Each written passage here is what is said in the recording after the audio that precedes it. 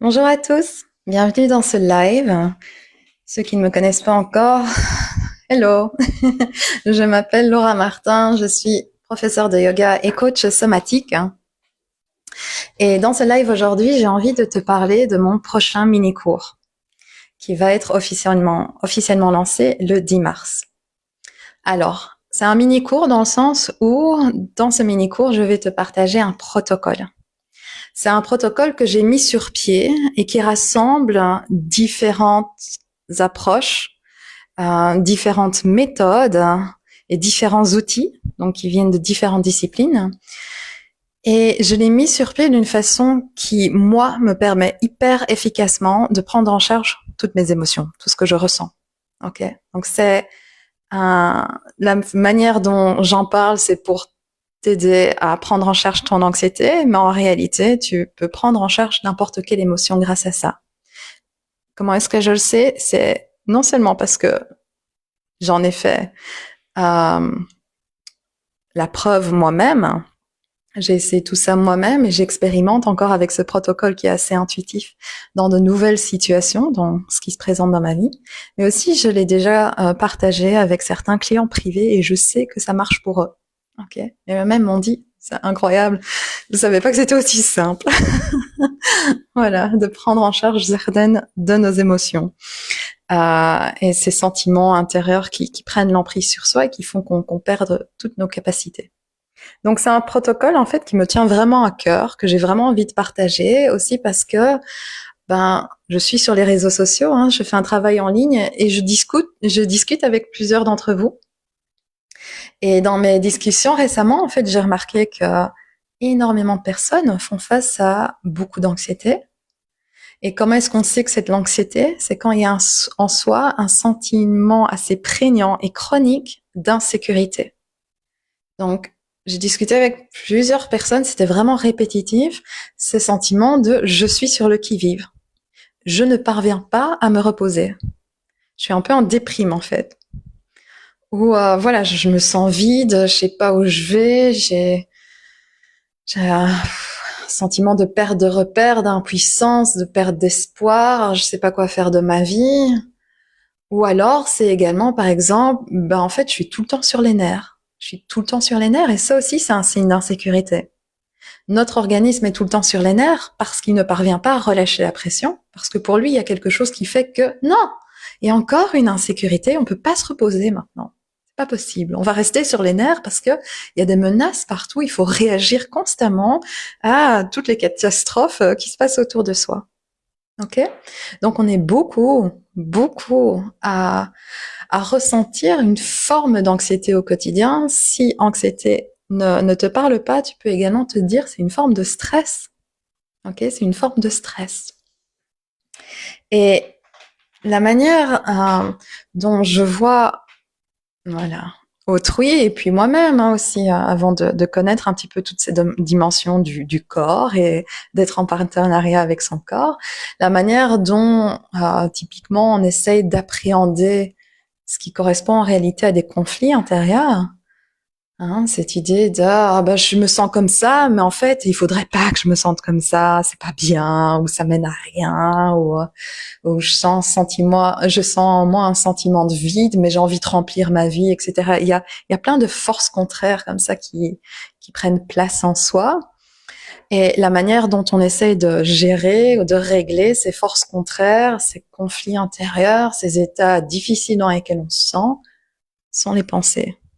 On va se dire, ah non, il faut que je change de perspective, il faut que je pense autrement, etc.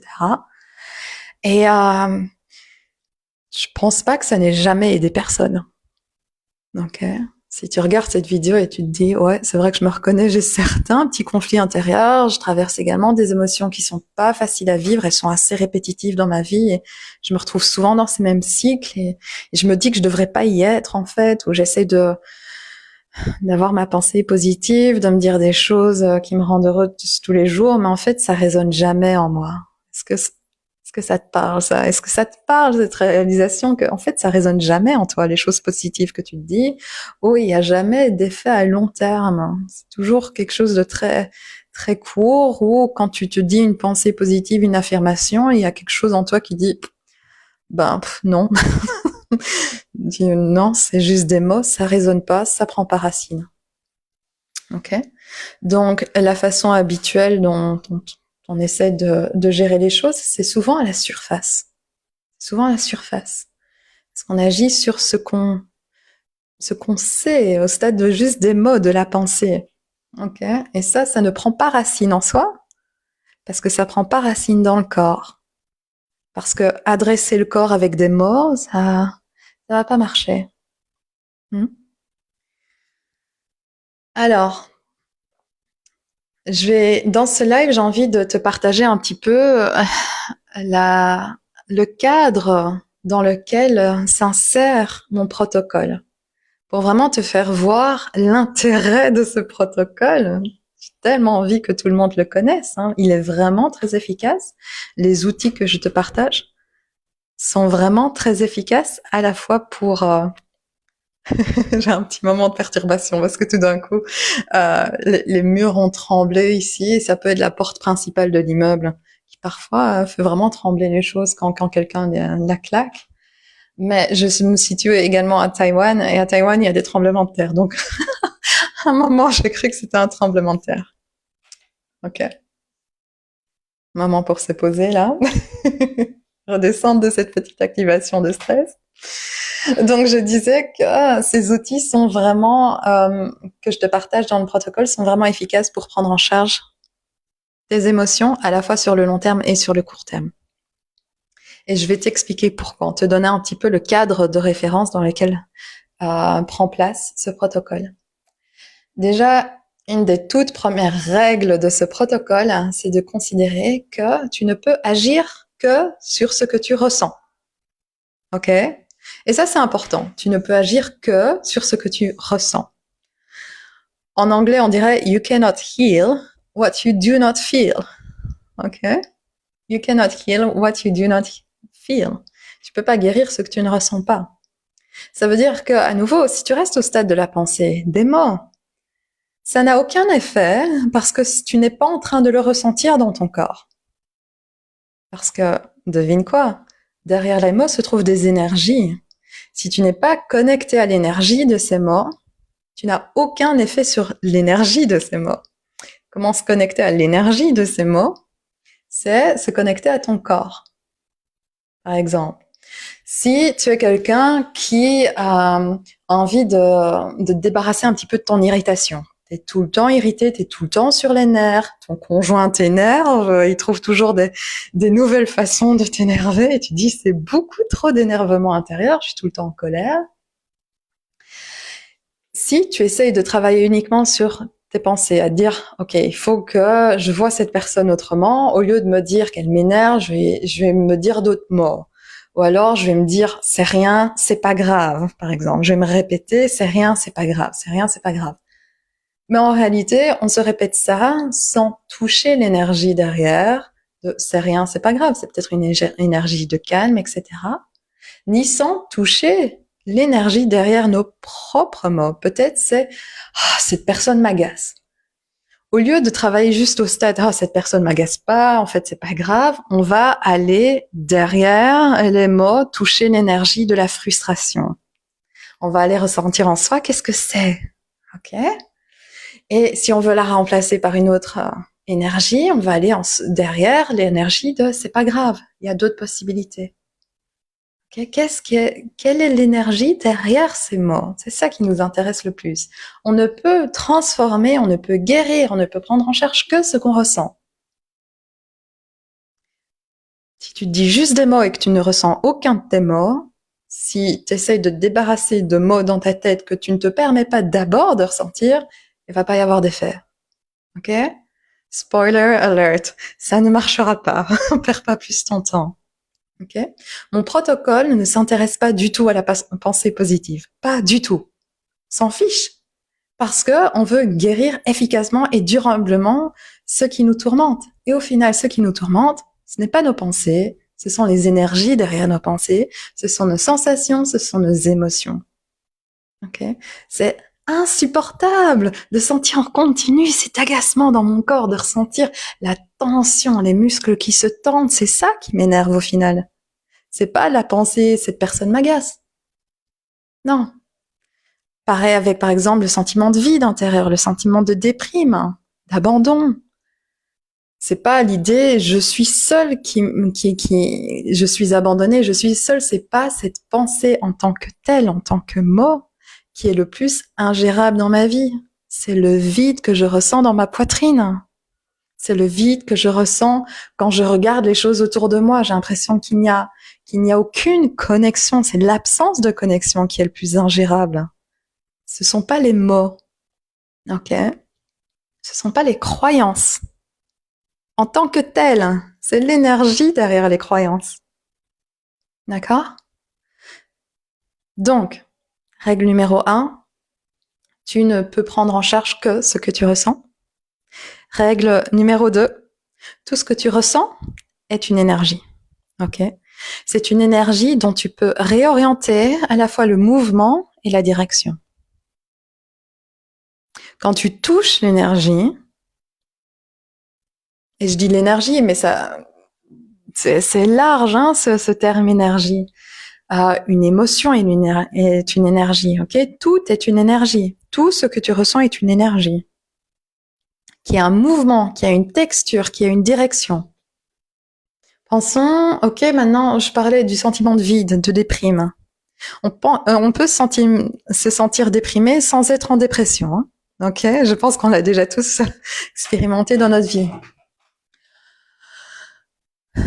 Repense à un moment où tu étais en déprime dans ta vie, peut-être c'était juste ce matin, super. Ok, ça nous arrive à tous, hein, qu'il n'y a aucun problème de se sentir déprimé dans sa vie. Sache que tout ça n'est qu'une énergie et qu'il n'y a pas de bonne ou de mauvaise énergie. Toutes les énergies peuvent se transformer. Alors, moi j'ai passé un grand moment de déprime, hein, plusieurs mois, surtout depuis le décès de mon papa en novembre, début novembre. Donc, je sais de quoi je parle ici quand je parle de déprime, de sentiment de vide. Et je peux t'aider à également dompter ce sentiment, toi. Connecte-toi à ce moment de ta vie où tu as été déprimé. C'était peut-être il y a quelque temps, c'était peut-être très récemment, c'est peut-être quelque chose de très récent dans ta vie. Observe, juste prends-le un petit peu en toi, pas à 100%, peut-être juste à 20%, 25%, et observe comment est-ce qu'il affecte ton corps. La manière, moi, dont je repère directement ce sentiment de déprime qui m'est familier, c'est à travers mon visage. Il y a une perte de vitalité. Et la déprime, c'est par excellence la perte de vitalité. On a perdu le sentiment de vie. Okay. Dépression, burn-out, absence du sentiment de vie, d'être vivant. Comment est-ce que ça se manifeste à travers le corps? Une perte de tonicité, une perte de tonus postural. Donc on est plutôt avachi, les épaules voûtées. On n'est pas les épaules jusqu'aux oreilles. Ça, c'est le stress, l'anxiété, l'énergie montante. Dépression, déprime, sentiment de vide, d'abandon, d'impuissance, give up, je peux pas, je peux plus, j'en peux plus. L'énergie va vers le sol. Ok. Observe ça en toi. L'énergie va vers le sol. Tes muscles, les muscles du visage, vont vers le sol.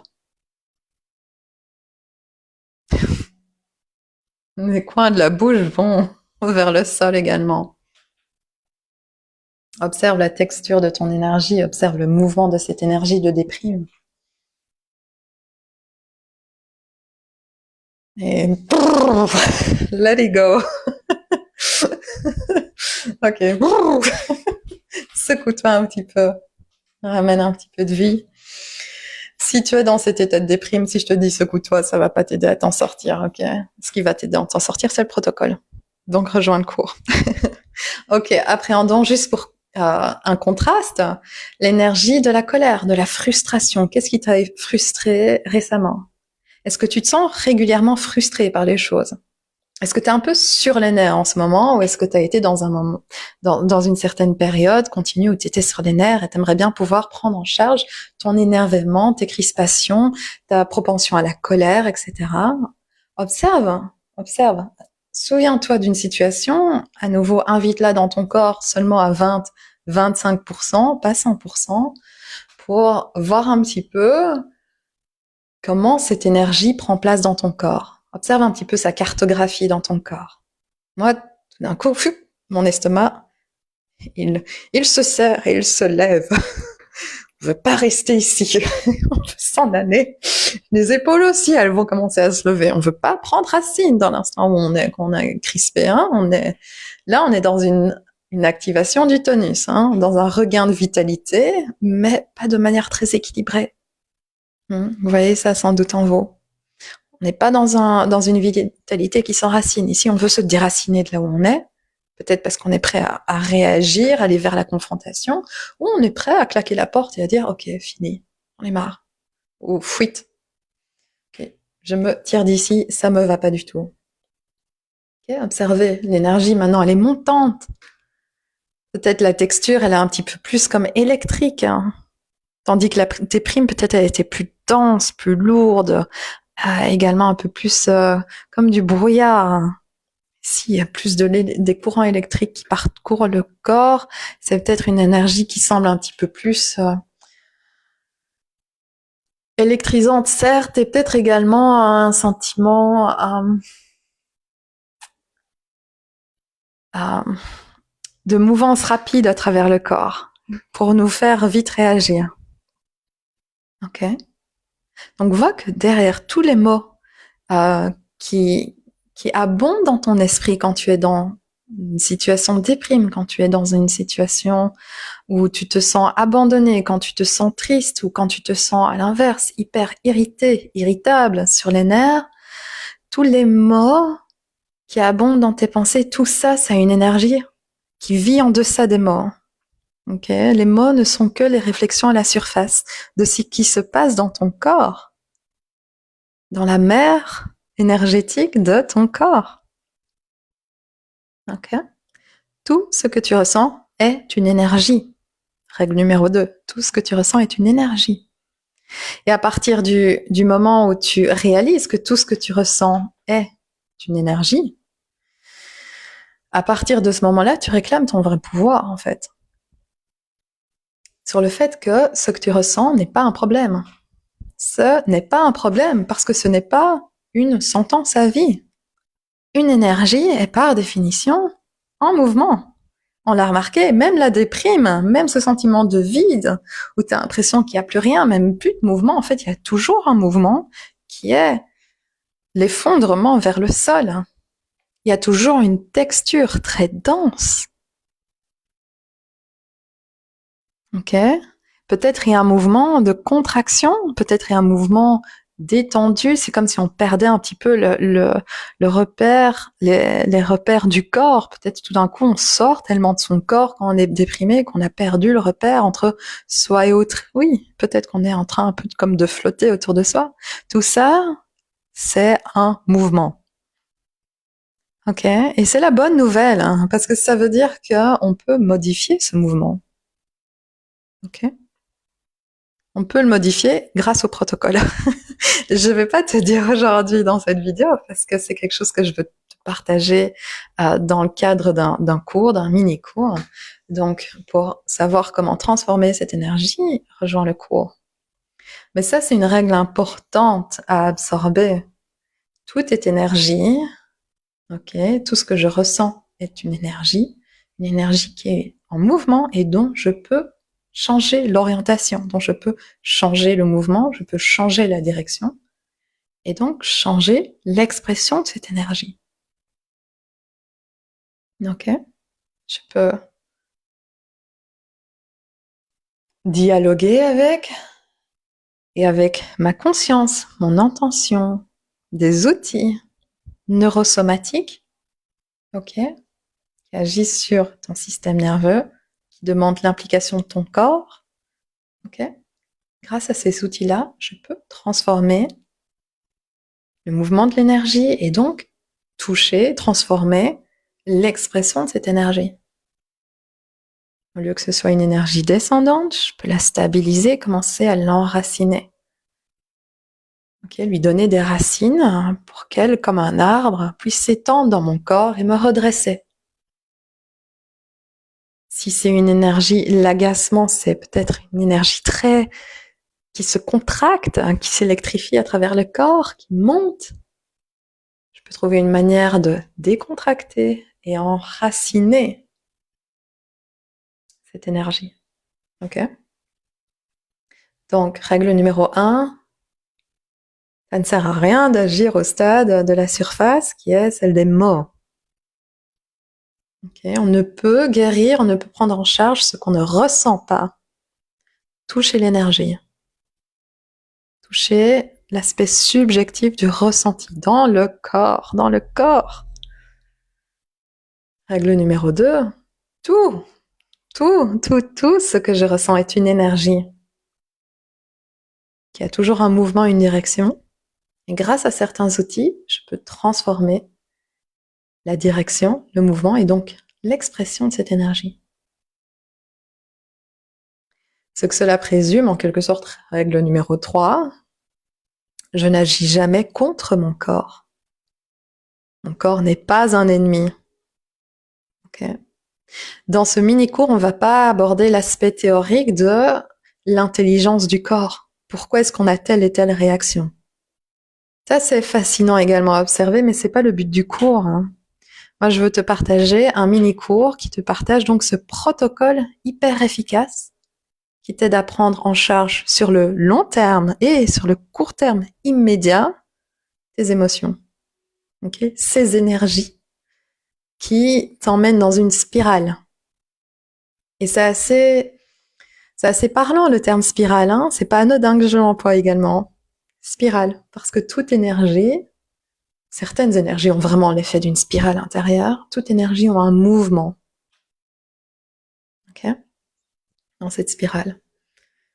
Et avec certains outils, tu arrêtes la spirale et la spirale commence à faire d'autres formes et exprimer une autre couleur émotionnelle, d'autres sensations. Vraiment. Donc le corps n'est pas un ennemi. Ça, c'est aussi une croyance que je reconnais beaucoup un peu dans mes premiers contacts avec certaines personnes qui sont intéressées par mon travail, qui demandent de l'aide. C'est mon corps me trahit. Non. Le corps a une intelligence incroyable. Et ce à quoi nous appelle également ce protocole, c'est ce respect de soi. Mettre fin à la lutte intérieure.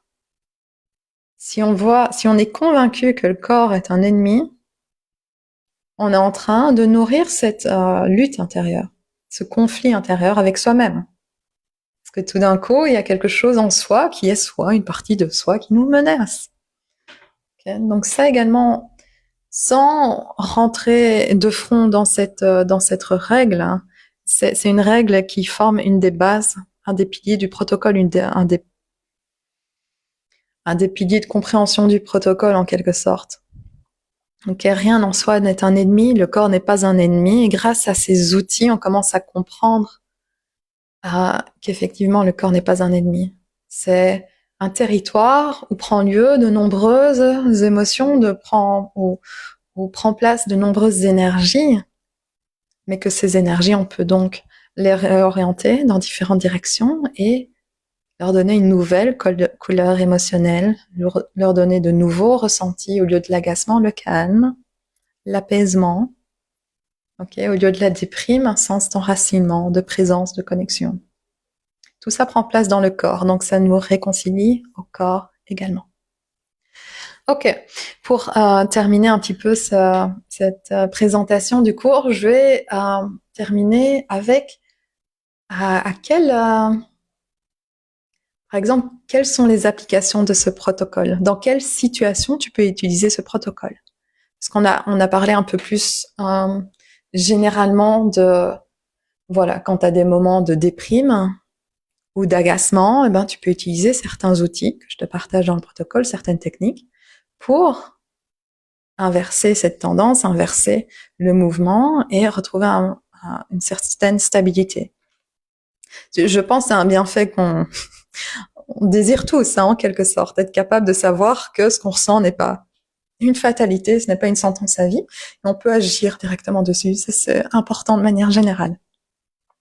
Mais il y a des utilisations encore plus spécifiques. Hein. Ok. Alors, donc, Première utilisation, c'est donc celle dont on a parlé, c'est un peu la vie de tous les jours, prendre en charge les émotions que l'on rencontre au quotidien. Ok.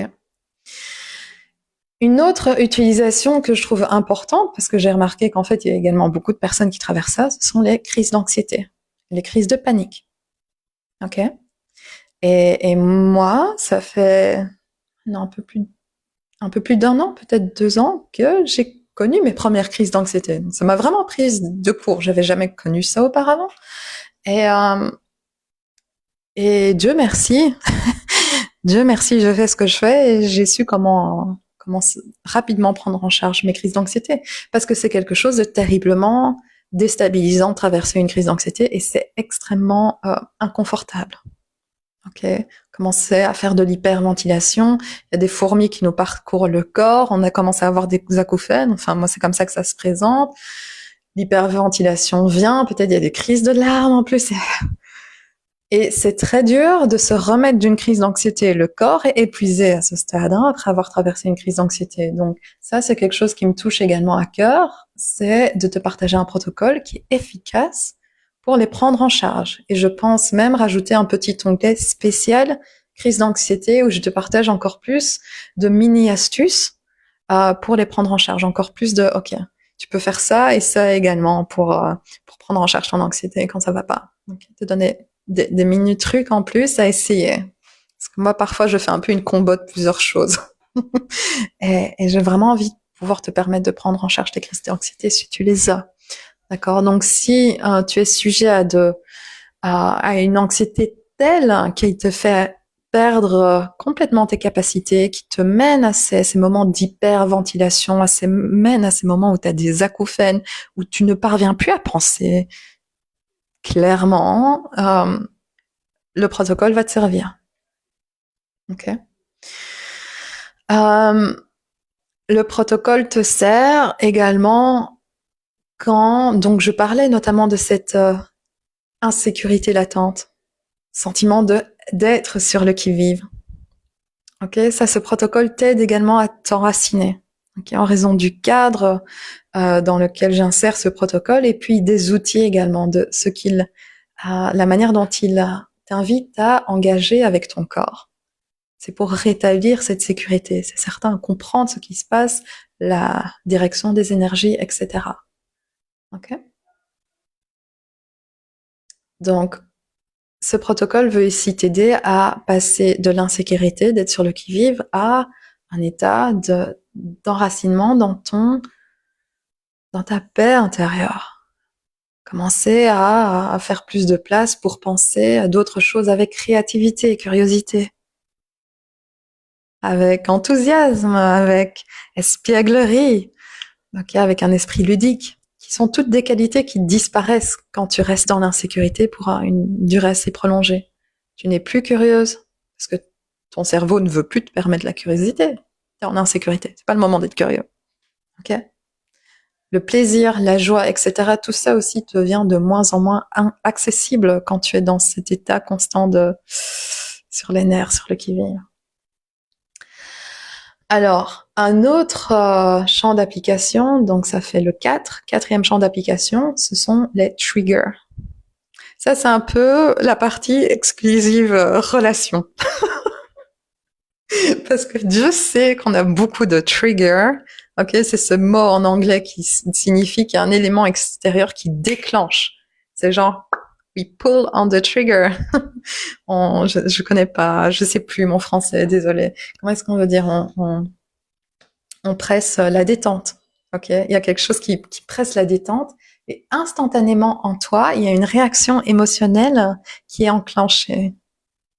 Réaction émotionnelle voilà, pour plusieurs de mes amis, je vois en elles, c'est la colère. Voilà, un grand sentiment de colère, etc. Et donc une difficulté à gérer leur colère. Moi d'habitude, c'est à l'inverse. C'est l'abandon, l'exclusion, c'est vraiment cette descente vers le sol. Hein, quand dans ma relation de couple, il y a un conflit qui se passe, j'ai le cœur brisé directement, je m'effondre. quelque chose comme ça. On a tous une réaction, on a tous nos triggers, on a tous des choses qui pressent la détente, qui déclenchent une réaction émotionnelle en soi, et on a tous un peu cette réaction émotionnelle bien familière, un peu ce circuit bien formaté de comment est-ce qu'on va répondre. Est-ce qu'on va être dans le retrait, dans le mutisme, et on va juste avoir notre cœur qui a mal dans la peine, la douleur, sentiment de rejet typique ou d'abandon typique, ou se dire qu'on se sent humilié et donc il faut aller à la confrontation, etc. Ou alors tout d'un coup c'est notre image de soi qui en prend un coup à nouveau. On se dit oh je sers vraiment à rien, je n'arrive jamais à rien, etc. Et là je dis c'est un peu la partie exclusivement ça. C'est très efficace pour vos relations de couple avec vos partenaires, mais en vrai, on a un peu des triggers pour plusieurs choses. Peut-être au travail, on a également des triggers. Par exemple, quand on doit prendre la parole devant d'autres personnes, notre boss nous demande de sortir un petit peu du cadre de nos compétences, et alors on se sent pas très à l'aise, et tout d'un coup, on va se sentir mais je peux pas, etc. Où est-ce qu'on se sent enchaîné par une réaction émotionnelle?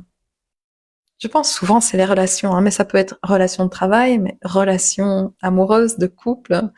Euh, on a l'activation d'une blessure intérieure, l'activation d'une anxiété profonde intérieure qui est systématiquement déclenchée face à telle ou telle situation. Ça, donc, le protocole va aider à prendre en charge à la fois quand le trigger est activé. Qu'est-ce que je fais quand je me sens perdre les pédales? Là, les outils entrent en place, et à la fois prendre ça sur le long terme. Okay. Comment désensibiliser notre trigger sur le long terme? Ça, il y a aussi toute une section là-dessus.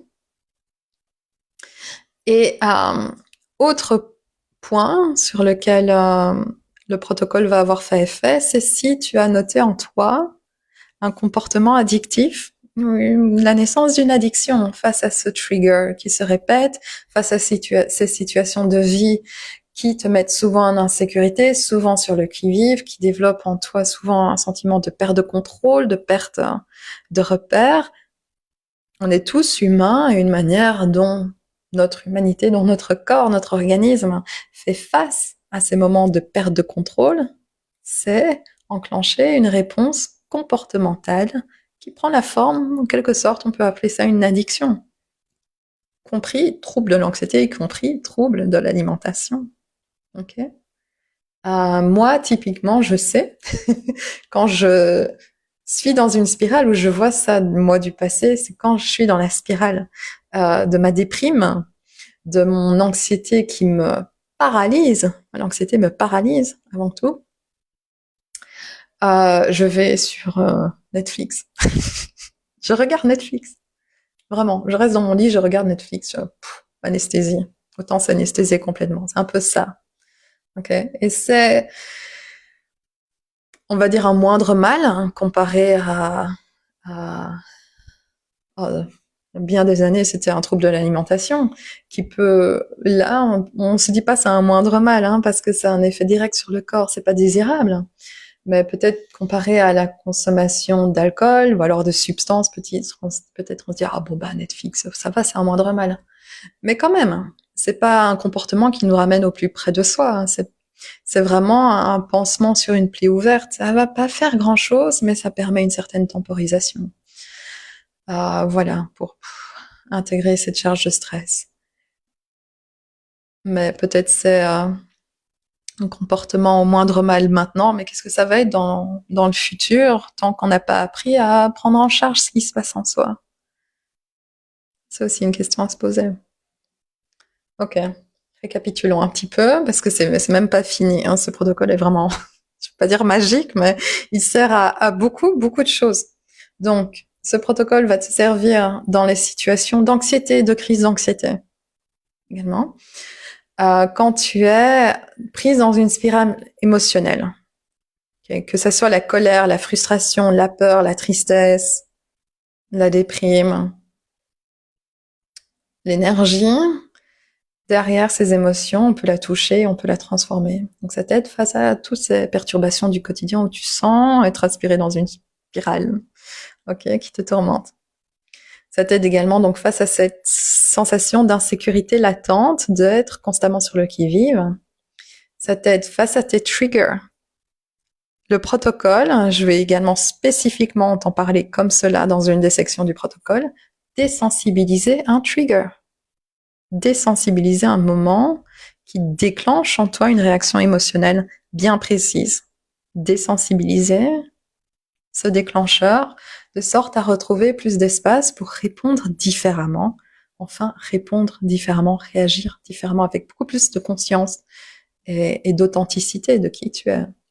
Parce que typiquement, dans nos réactivités émotionnelles, on se reconnaît pas, hein, je pense. On n'est pas très fier de soi non plus après. Également, prendre en charge, t'aider à prendre en charge une addiction, un comportement addictif. Okay. Le mini-cours ne porte pas sur les addictions en tant que telles, mais assurément, ça t'aide à prendre en charge ces comportements. Parce qu'à nouveau, pourquoi est-ce qu'il y a un comportement addictif? C'est parce que derrière, il y a un grand sentiment d'insécurité, de perdre des pédales. Okay, donc, le corps insère ensuite une prise en charge, un coping mechanism qui est l'action addictive. Ok. Et dernier élément qui, moi, m'a énormément aidé également ce protocole, c'est que ce protocole m'a aidé à prendre en charge les flashbacks du passé. Ok. Des images mentales de mon passé qui surgissent et me mettent dans une détresse totale. Et tu connais peut-être ça aussi dans ton expérience de vie. Peut-être il y a des moments très difficiles que tu as traversés. Et aujourd'hui, certaines images te hantent encore. C'est pas juste qu'elles te hantent quand tu y penses, c'est qu'elles viennent sans s'annoncer dans ton esprit. Il y a une intrusion de ces images dans ton esprit. Elles ne s'annoncent pas. Et tout d'un coup, boum, voilà, tu es déstabilisé. Peut-être le reste de la journée, tu ne sais rien faire. Okay. Moi, je le disais en début de cette vidéo. Donc, mon papa est décédé. Toujours du mal à y croire d'ailleurs, et de manière absolument inattendue, disons. Et par exemple, ce qui a été difficile pour moi, c'est d'assister à la cérémonie funéraire, parce que je sais, j'ai une bonne mémoire visuelle, et que pendant cette cérémonie, je ressentirais. Donc avant d'aller à la cérémonie, j'hésitais à y aller, parce que je savais que dans ma mémoire visuelle, allait être cristallisée des émotions très intenses, ok, que cette mémoire visuelle et cette mémoire sensorielle, physique, allaient être cristallisées ensemble, et que par la suite, j'allais avoir la visite de ces mémoires visuelles avec leur charge émotionnelle, que ça me déstabiliserait totalement. Ok. Donc, c'est ce qui s'est passé, parce que évidemment, je me suis rendue à la cérémonie funéraire, et ensuite, les jours qui ont suivi, jour après jour, à n'importe quelle heure du jour, de la nuit, boum, des images qui viennent et qui me mettent en grande détresse, parce qu'évidemment, c'est un moment très, très déchirant à vivre. Et donc, ça revient et puis ça reperturbe tout le corps, ça perturbe les pensées, ça perturbe les émotions, ça perturbe complètement. Et peut-être pour toi, c'est autre chose. Peut-être c'est un autre événement qui a été également très difficile à vivre, d'une toute autre nature. Et tu as encore la mémoire de ces événements. Tu as encore les images. Le protocole, un des outils en particulier que je te partagerai, okay, va te permettre de désensibiliser cette image. C'est-à-dire de décharger l'émotion de l'image. De sorte qu'en fait, elle ne va même plus venir te visiter de manière inattendue. Parce que si l'image te visite, c'est pas parce que c'est l'image, c'est parce qu'il y a la charge derrière qui est tellement énorme. Okay, est-ce que ton corps demandait de moi à gérer ça en quelque sorte? Et on va l'aider à gérer ça grâce à un processus de désensibilisation. On va dire ok, on pacifie, on réencode cette image dans notre système nerveux. C'est pour ça qu'on appelle ça des outils neurosomatiques. On réencode ça, on décharge l'image de son intense émotion, on la remplace par autre chose.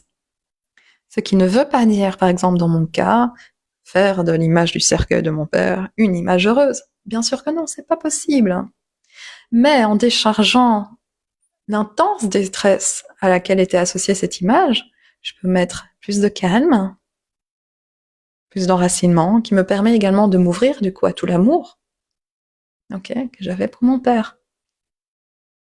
Et ça, c'est pas possible de s'ouvrir aux émotions plus expansives, plus nourrissantes, quand il y a en soi des émotions qui nous mettent en détresse. À nouveau, on est dans la modification ici de l'énergie. Donc, t'aider à prendre en charge des images, des souvenirs qui te perturbent et qui te hantent encore dans le présent. Pour moi, ça c'est vraiment également un autre cadeau de ce protocole. Voilà.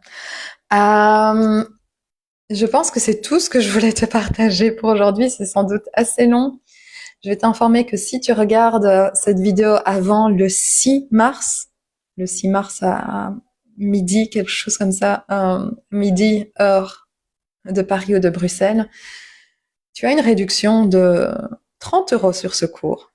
Ce qui fait que ton accès ne sera qu'à 35 € pour prendre en charge tout ce que je t'ai dit et également beaucoup d'autres occasions futures parce qu'il y a une application assez intuitive dans les outils que je te partagerai.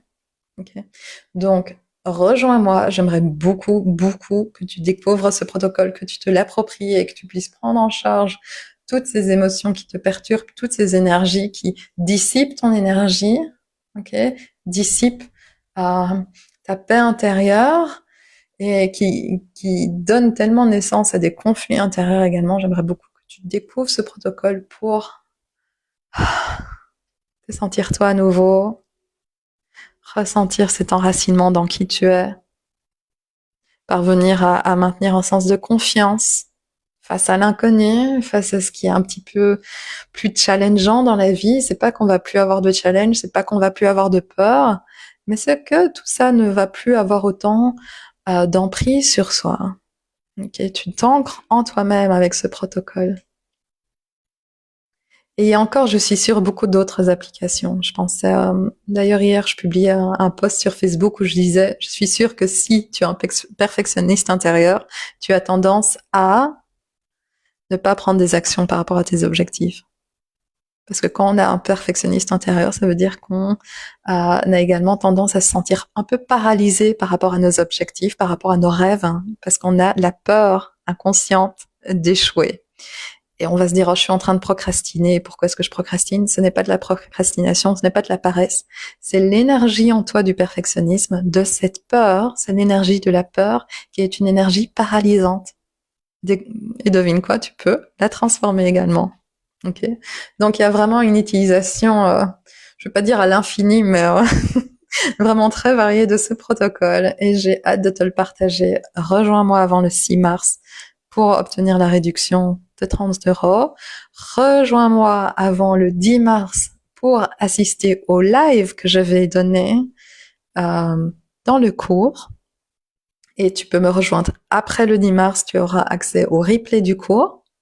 Et parce que j'ai un petit côté perfectionniste, je vais pas juste te donner un replay, je vais te donner également un mini-cours qui a plusieurs sections.